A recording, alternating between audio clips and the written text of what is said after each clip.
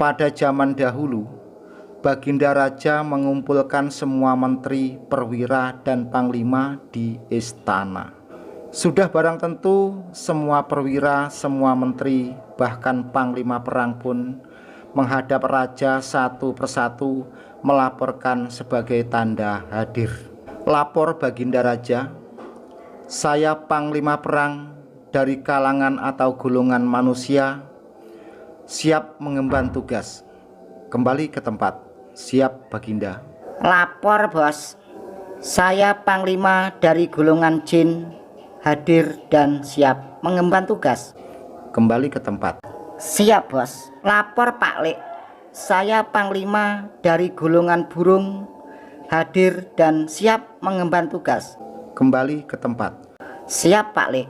Lalu tak lama kemudian Baginda Raja menanyakan kepada Panglima Burung, karena ada satu ekor burung yang pada waktu itu tidak hadir atau tidak kelihatan, yaitu burung hut-hut.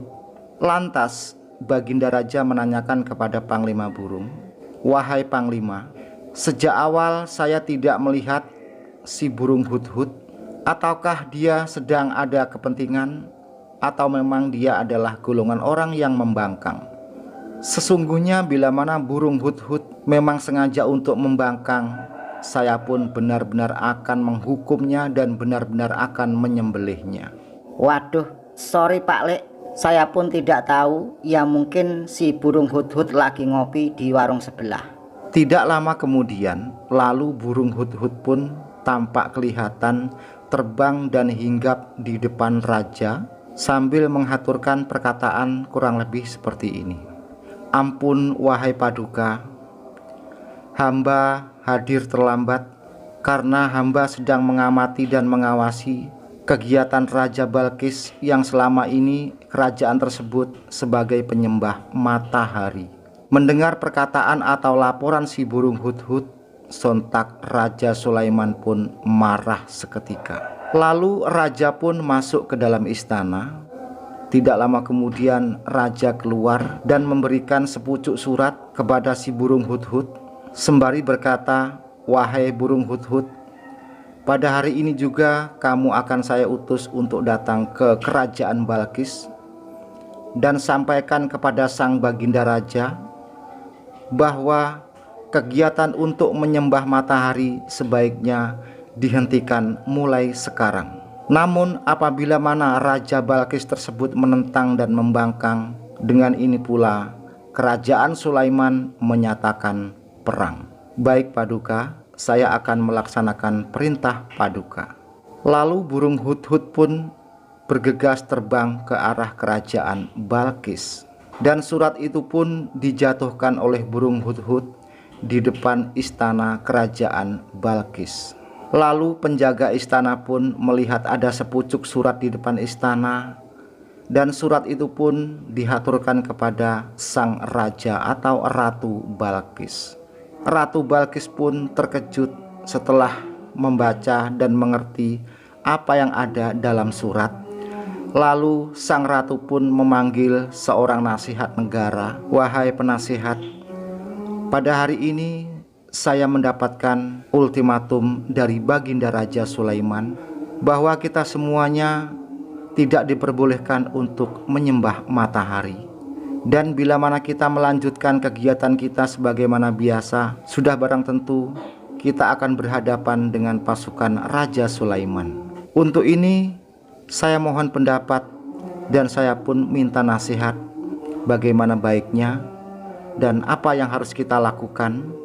Kendati demikian, Ratu Balkis bila mana ada sebuah masalah, pastilah dia akan meminta kepada nasihat negara dan tidak akan mungkin mengambil langkah atau mengambil keputusan secara diktator.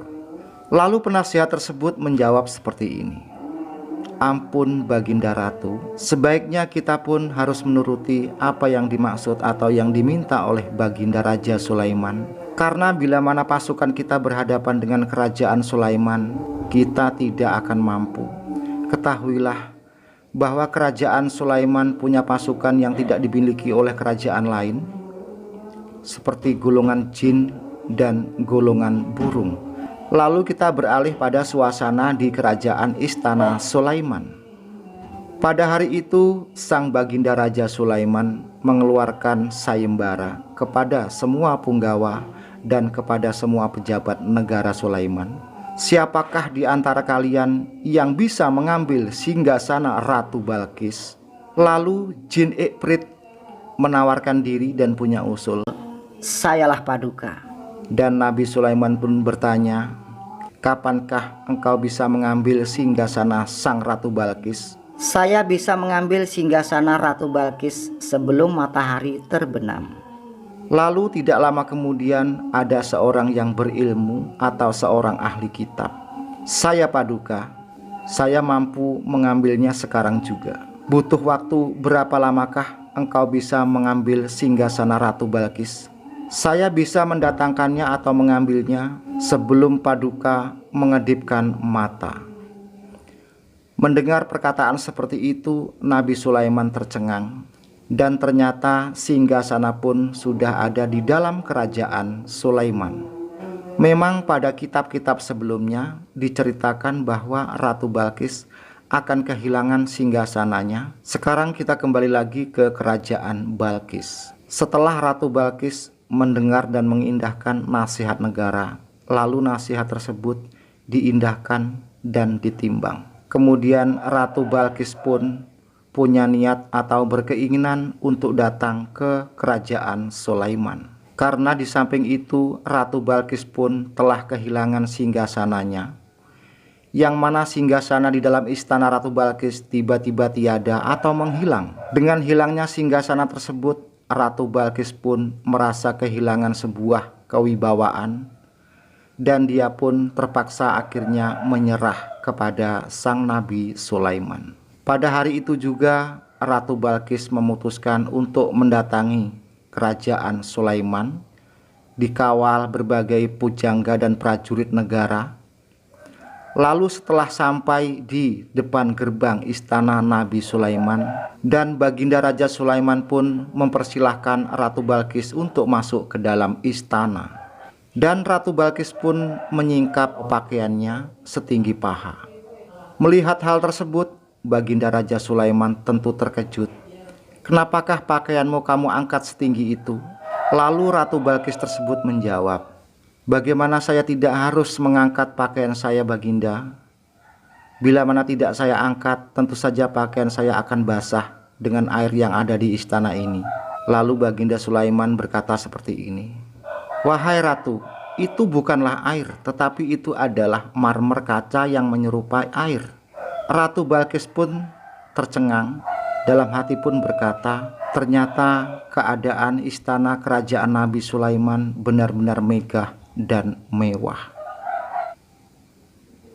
Setelah Ratu Balkis dan baginda raja dan bermusyawarah untuk mencari mufakat, Raja Sulaiman pun tetap menyerahkan kedaulatan kerajaan Balkis, namun dengan catatan berhentilah kebiasaan untuk menyembah matahari dan sembahlah Allah atau Tuhan yang disembah Sulaiman juga.